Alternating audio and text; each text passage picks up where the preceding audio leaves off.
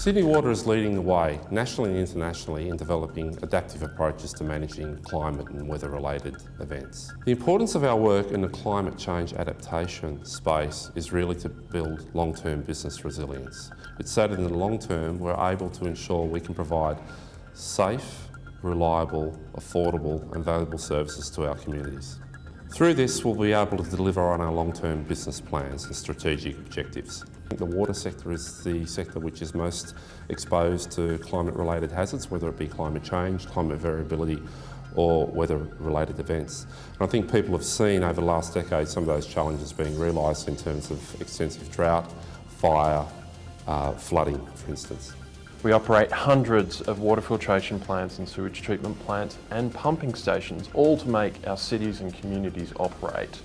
But looking at the way climate change has impacted all of our water utilities, we just need to be able to prioritise the risks across all of those assets and understand which ones should we look at first in terms of bushfires, in terms of storm surges and sea level rise. We made a conscious decision back in the 2000s to embark on a journey to try and understand what climate might mean for our business in the long term, both in terms of our day-to-day operations and our long-term planning. Our journey effectively started around 2006 when we became involved in metropolitan water planning. And in that space, we were part of the whole of government approach to trying to understand what long-term climate might mean for water security in terms of drought or extreme events for that matter. That journey evolved because we started to realise that climate isn't just about water supply and water demand. Climate is about our entire infrastructure base, and we're a heavily exposed infrastructure organisation. Over 12,000 square kilometres of operations, many tens of thousands of kilometres of networks, as well as over $40 billion worth of assets when you bundle that together. So climate and weather could have a material impact on our business, both in the medium and longer terms, as well as on a day-to-day basis through extreme events. In June this year, Sydney Water won the National Climate Change Adaptation Research Facilities Business Award for its Climate Change Adaptation Program. One of the flagship components of our adaptation program is the AdaptWater tool. Its niche is really that it can actually quantify risk and put dollars and timeframes around risks and when they might be realised. AdaptWater was developed in collaboration with a number of business partners across the industry. It's been a fantastic national effort, but it all comes from strong leadership right at the top.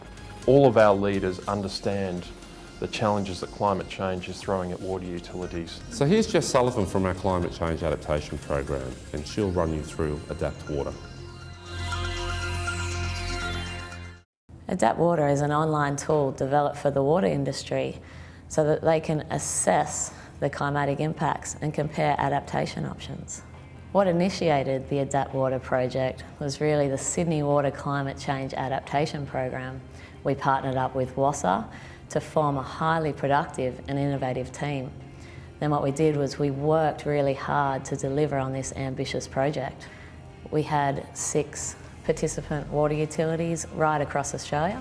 That included Melbourne Water, Queensland Urban Utilities, SA Water, Watercorp and City West Water.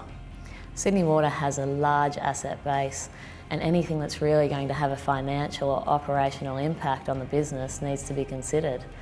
And what we've done with AdaptWater is really we've been proactive rather than reactive. Before AdaptWater, we had to do a qualitative risk assessment, and it was usually in a report format that sat on a shelf. Now we've got AdaptWater, we've got an online tool that acts as a central hub for all our climate change information.